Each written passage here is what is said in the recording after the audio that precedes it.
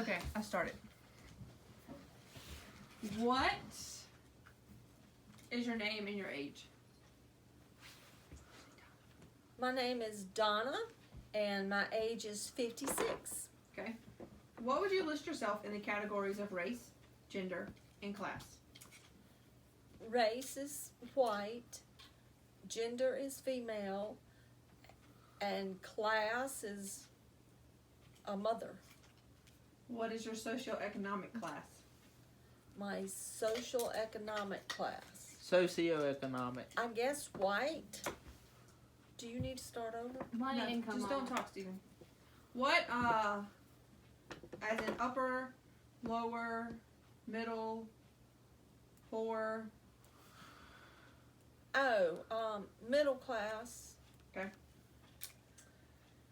How do you feel that society views you based on these categories you just said for race, gender, and class? Or maybe I'm lower class. How do they view me? I don't think I'm viewed differently. Okay.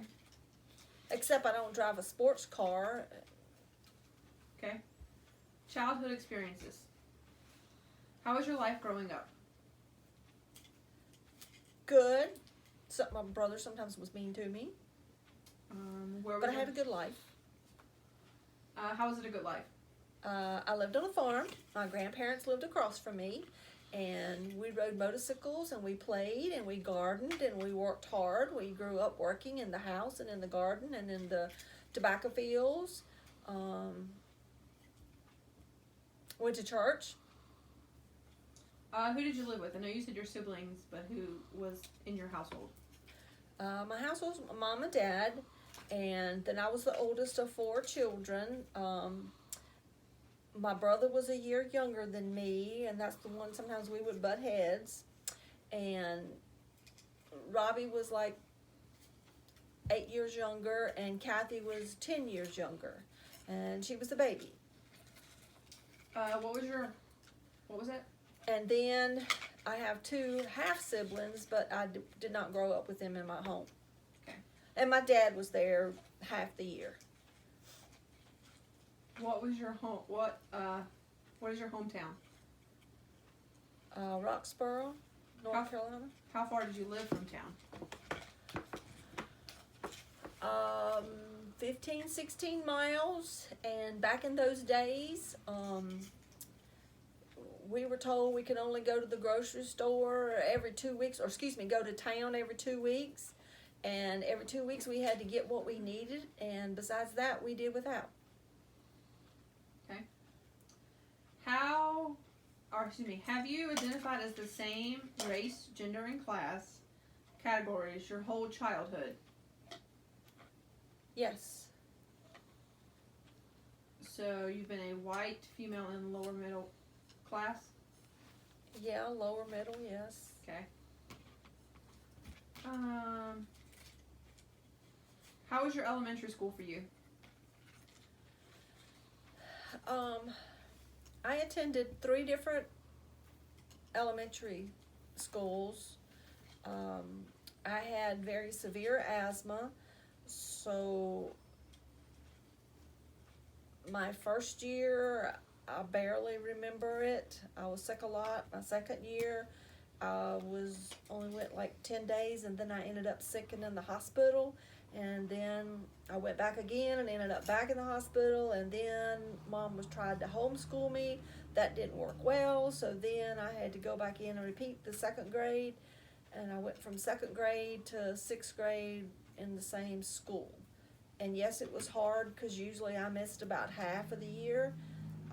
So it was very hard trying to catch up and make friends. And I was kind of on the quiet side. And did I answer that question? Yes, very well. How was your peers and friends in elementary school? Peers and friends. I don't remember having that many close friends in school. I had some cousins that I was friends with, and they would come over and play. But as far as classmates, I got along well with everyone and I talked to them, but I won't say I had really close friends in elementary. As far as my peers, it was either second or third grade. I cried a lot. Mom would take me to school and leave me, or I'd get sick and then have an asthma attack and she'd have to come back and get me. I remember Miss Sanford, and she rocked me, and she allowed me one year because she liked what I made out of a milk carton. I made a bunny rabbit, and she liked it so much she wanted me to teach the class how to do it. And I think that's what started my career, because I felt so awesome in the third grade running around trying to do that and show everybody how to do it, while the teacher and the teacher assistant was kind of like helping me as I taught the class how to do that. So I think that sparked my interest in teaching, even though all of my teachers always thought I was going to be an art teacher. I ended up a math teacher. I won't never forget, my third or fourth teacher called me to the front of the classroom and kept making me write letters, and they commenced to talking to each other, and they thought I cheated on a paper. I knew what they were doing, but no, I did not cheat on a paper. But they kept making me rewrite letters and asked me what I put in the paper. I mean, just, I couldn't believe it, but yeah. And I remember in second grade, in reading, I struggled with reading and so forth. And I remember reading in groups, and the whole group started laughing at me because I was struggling pronouncing words. That damaged me for the rest of my life. I never liked to read out loud in church or anywhere else unless I had a chance to proof it first myself and then read. But yes, from that point on, I never wanted to read out loud. Teacher damaged me. How was your education experience? That was part of my education experience. I love going to school. Education was good. I wish my grades would have been better. I really enjoyed band in high school. Went to Elon. Actually went to ECU for 1 year. Didn't know what I wanted to do. Mom would let me quit college. She put me in a community college. And then from there I went to another university, Elon. And I graduated not knowing really still what I wanted to do or who I wanted to be and all that good stuff. So my grades weren't perfect there either, but, I passed, got my degree, got my job. Then later on I went back and got my master's degree, made a straight 4.0. My goals, my desires were a lot more distinguished at that point. What was the location of your elementary school and the school size? School size, I don't know. It was 6 grades. It was, my first year was in Bethel Hill, which is in Roxborough. My second year was where my mom taught, and that was in Clarksville, Virginia. That's where I only went like 8 or so days. And then my other years from 2nd to 6th grade was in Roxborough, North Carolina. Same place my kids went, at North End. What was the, Oh, and since this might be a social class, let me just tell you this. It didn't hit much with me, but this was when desegregation went through when I entered into the 2nd grade, and I didn't know much about it, but I remember my parents talking about that they didn't understand why we were going to the so-called black school, as my parents called it, and why couldn't we go to the white school? So it didn't mean nothing to me. I was perfectly happy. I was fine. Race didn't matter. I talked to blacks and whites and Indians. We had a lot of Indians in our school too. But yeah, I remember people talking about that, which I didn't understand it at the time. Now I do, but back then I didn't understand what they were talking about. To me, it was just a school. how many, African Americans or Indians were introduced in desegregation? Say what? How many African Americans or Saponi Indians were introduced in the school compared to whites when you they desegregate it? I don't know. It was about half and half, whites and blacks, and it might have been 1 or 2 Indians per class, maybe. And matter of fact, I sat with some Indians on the bus going home because we lived in the vicinity where the Indians were. Angela, I was really nice friends with her, good friends with her, all through high school. Debbie Martin, I sat with her, and I was real good friends with her. When a lot of other people wouldn't talk to her, I enjoyed talking with her.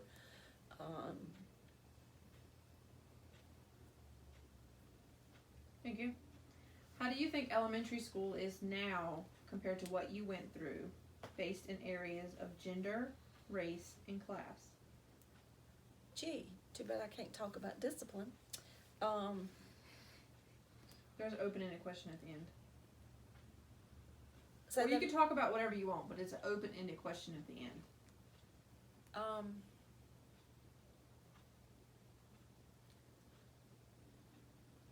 How is he is in school? Okay, I teach in a college now. For elementary students, middle school, high school, college, whatever, I think everybody interacts with everybody else, but I still see segregation amongst my colleagues, amongst students, but I won't say it's maybe like it used to be where you only talk to your whites and only talk to your blacks, or whatever. Discipline wise, I don't think children are disciplined enough at home. Maybe because their parents are not there, or maybe because they're used to getting everything they want, from electronics to cars or whatever. I've got students that are in high school that I taught that have nicer cars and new cars, and when I can't afford it. So to me, it's almost like a shock to them when they get out in real life. Will they be able to afford everything that they're used to growing up?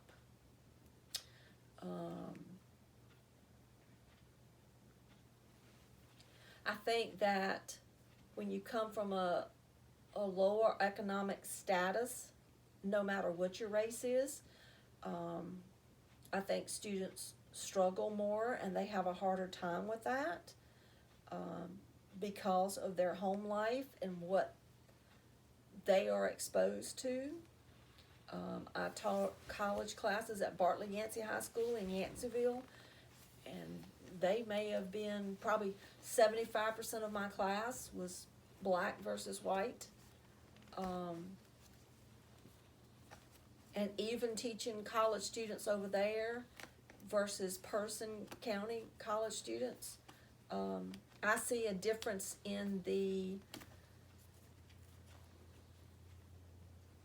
educational experience, background, motivation compared to the 2 counties, because Caswell County is a lower economic county than Person County. Did I answer Interesting. that question? Yes. Have you felt more or less accepted from your peers during your childhood based on your race, gender, and class? I feel like I've Or always accountable. been accepted. I guess in high school I wasn't in the higher, richer community like kids. Yes, I would talk to them, but I was not identified in that group. In that group, what mainly was the race of those group of kids? The race that the group that I'm particularly thinking about, they were mostly all white except 2 Afro-Americans. Anything else you'd like to add about your childhood based about your peers? Or anything about your childhood? I'll tell you something about my sister. Can I tell you something about that? My sister, she's 10 years younger, and she was really, really close friends with someone, And my mother said you could bring them home for the weekend, which my sister brought home a lot of friends for the weekend.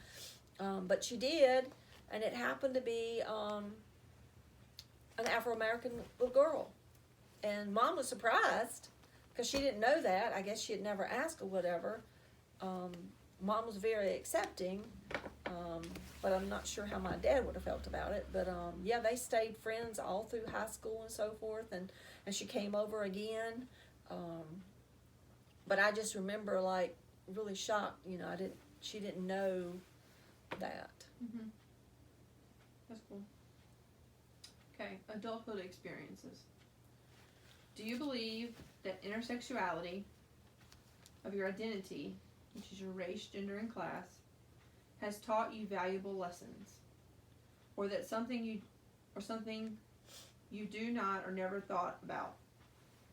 If you have thought about this, how often? As far as my race, gender, and sex has taught me about my life. Mm-hmm. Valuable lessons from life, yeah. I'm not really sure how to answer this, but I treat everyone as they're important, and they're all God's children, and we all live together here. I would say,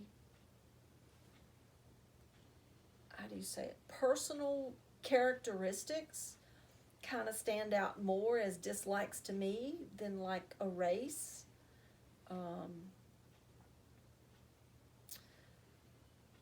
I know my ex-husband and I, we used to get in big arguments about race and people and friends and things like that, because I have a lot of Afro-American friends at work and I get along well with them. But he just thought it was terrible, and you know, and just, I mean, we'd just get in arguments. He would just identify them all in a pot as being, I don't know what word he'd use, stupid or dumb or whatever, but I just didn't see it like that. They're human and they're wonderful people and they're capable of doing everything that I can do. But I mean, it doesn't matter what your race is. You have people that are able to do a job and others that are not able to do a job. So I just see people as people, not as race. Okay. Even though I do know that I notice the race, it's not like it's top priority in what I see. So, like, usually when a black male walks into a store, he's labeled as a shoplifter immediately, most of the time. And he is usually watched more than any other customers. Have you had any stereotypes placed upon you being a white female similar to that? Not that I'm aware of. Okay. Do you think it's fair that an African American male is labeled that way immediately before he's more than 5 feet into the store? What's your viewpoint on that? No, I don't think it's fair. Because, I mean, another race could do the same thing. And I'm aware that happens. I've seen that happen. I've followed other people or things like that. So, or, you know, just even in the classroom, how students interact with each other or how teachers interact with students. And is there a difference amongst your peers, how they interact with different races teaching? not that I'm aware of, but I'm sure it is. You know, at the college level, you're kind of on your own. You go your way and somebody else goes their way, and you don't ever have time to sit around and chit-chat and talk, you know, like you do in high school or so forth, and you have your own breaks and lunches together. It's not like that at college. Okay. Next question. Today, how does your race, gender, and class affect how you walk into a new space, such as a job, a social setting, or a social gathering, or shopping center? Say that again? How does your race, class, or gender affect how you walk into a new space, such as a new job, a shopping center, or a social gathering? A job, I don't think it would matter. A shopping center, yes, if there are a lot of teenagers there or people that look unsafe, What would make somebody look unsafe? wearing raggedy clothes or sagging pants or I don't know why I identify that, because that has nothing to do with being safe or not, because that's just a style. Do you have any, I guess if you got people, no matter whether they're white or black or say a biker group or whatever, but if anybody's turn around eyeing me or I feel unsafe when I walk in, I will leave. okay, is there any,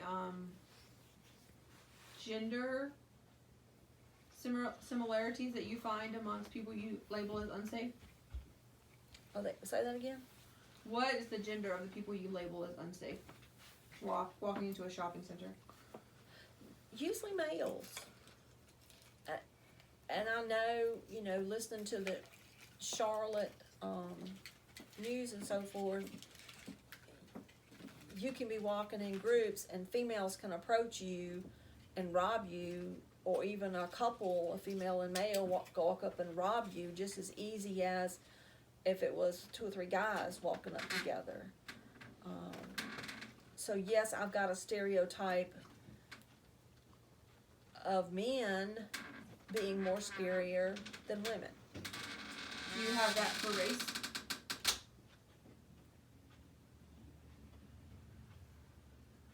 Yes, I would say I'm more cautious. What are you more cautious towards?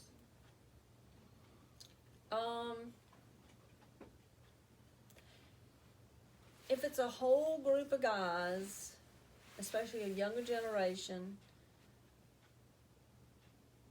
if they're dressed nicely with their pants pulled up and nice clothes, I'm not as cautious. But if they're like sagging, whether they're male or female, and they're talking ugly and carrying on, yes, I could be more cautious. What is the race of these people?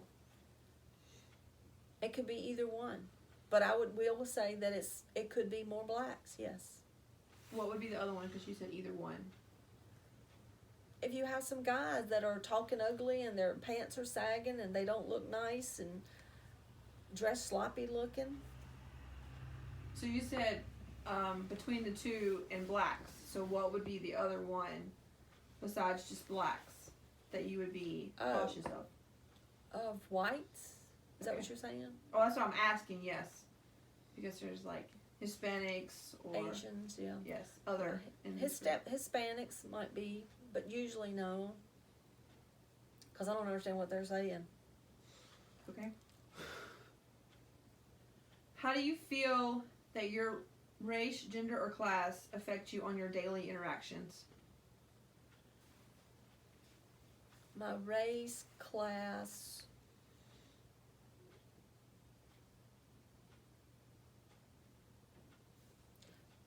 as an instructor, I don't feel like I'm biased either way. I go out and help any student that needs help. And I'm cheerful and joke with them and kid around with them, and I don't mind asking any race student, can I give you a hug? I've done that for all races. I guess the only one I don't remember not hugging is maybe an Asian, because we don't have that many Asians around here that I'm aware of in my classes. Okay. Do you have a social media? I have Instagram, I have Snapchat, do not have Facebook, I have Twitter, which I hardly ever use. I guess that's it. Do you follow anybody besides your immediate family on any of these platforms? Yes. Okay. How does your race, gender, or class affect your social media presence? You mean, do I follow different races? I mean, like, what do you like, share, and post on these social media platforms? I'm not a social media person. I've got some Jamaicans that I've met in the past, and I follow them. I don't ever chat to them, but I follow them and look at their stuff. I have PCC down as Instagram and Twitter. I don't chat, but I look at their stuff. I have a previous friend from PCC that went on to get her doctorate degree, and now she's had 2 kids. She's on one of my posts. I follow her.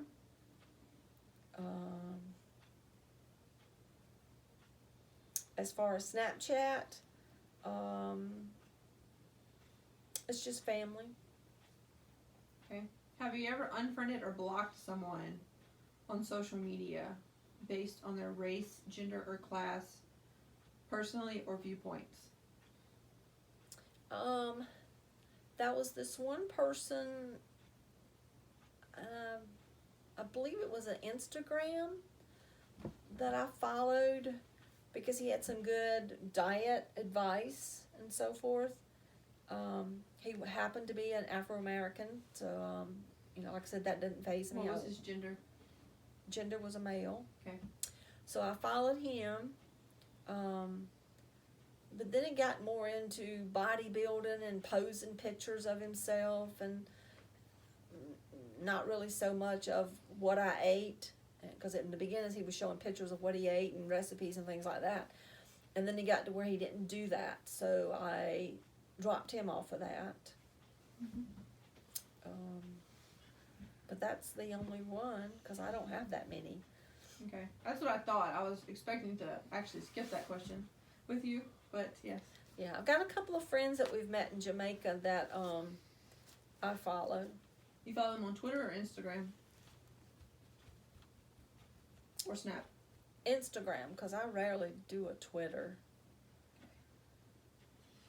Have you ever felt less or more when you're compared with other individuals within your family or workplace because of your race, gender, or class differences? I don't think I'm compared less by my family. I have a tendency to have low self-esteem with myself, and think I could always be better. I don't know if that's because I try to be a perfectionist all the time. I've been told, but I don't really think I'm that either. So I think I put myself down, comparing myself to my family. Other than one time my brother, when I got my new job as being a teacher, I thought I was so excited. But all he kept saying is, all you are is just a teacher. You're just an old teacher. That's all you are. You just a teacher. That's all you're doing. And he just kept going on and on and on. So I went like 2 years before I ever spoke to him again, because he had me in tears. Because he was bragging about what he was versus what I was doing and accomplished, even though he had a DWI and couldn't even drive himself to his job interview. And I drove him over there, and I pepped him up because I have a positive attitude, pepped him up, practiced interviewing with him, told him what to say, how to say it, what to do, think positive, think of it as you've got the job. And so I feel like I owe some of that credit to him, helping him get his job, but yet he criticized me when I got my job. But you just got to know him. Have you ever felt more or less accounted for than your peers during your adulthood based on your race, class, or gender? No difference based on race, gender, and whatever else you said. I don't feel different. I'm a type of person that I'm on the quiet, reserved side, which a lot of people can't believe that, but I am. And when I've done the Myers test, I've always ranked as either a leader or a follower, and being very strong in both of those categories. So yes, someone can put me in charge of something, and I roll with it, and I carry on with it. But on the other side, I'm very comfortable being a follower, and usually that's the path I'll follow most often. Have you ever felt that your race, gender, or class affected your outcome or situations in any criminal procedures, such as interaction with cops, judges, lawyers, or investigators? No, I wouldn't say so. Okay, when you drive through a road check, what happens? When I drive through a roadblock, or when I get stopped for a tail light out or speeding or whatever, even just a roadblock, they ask for registration, ID. They shine a flashlight in my eyes and into the car. Generally, that's what happens. What do they call you? I don't know. Do they call you ma'am, Miss Whitlow, Donna? I don't know. I don't remember. Okay. I don't think they call me Donna. They dress me as Miss Whitlow, or either Miss or ma'am or something. Okay. And what about judges, lawyers, or investigators? I don't remember. I've gone before a judge over a wreck and went through a divorce. And I want to say I was called Miss Whitlow, but I can't be positive of that. Okay. When evaluating your life that you have lived thus far, what is the biggest changes in the areas of race, gender, and class? The biggest changes in me or in life? Both. In the environment. Like I said, I grew up, I was very young when segregation went through, or desegregation, and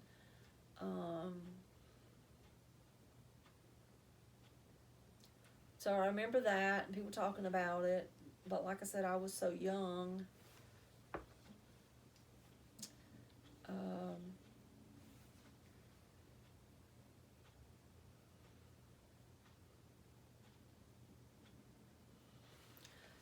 I don't know.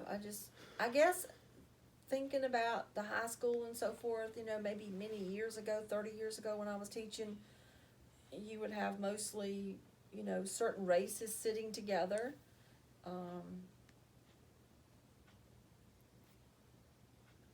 And even when I grew up, usually it was kind of races sitting together. Not always, but in general. And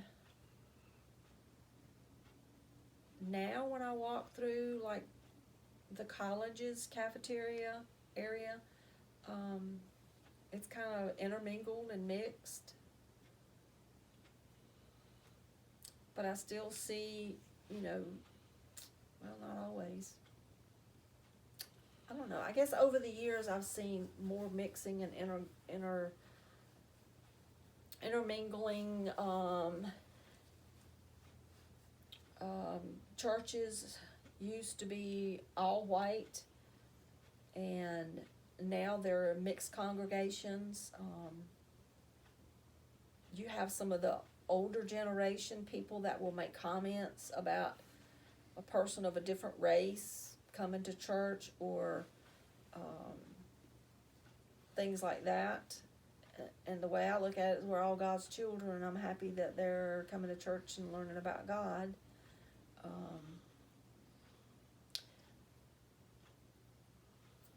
As far as social behavior, races, and so forth, you think of whites, blacks, Indians, or whatever, they all have their culture from their environment, and when you intermarry, you bring in your different cultures and have to merge together.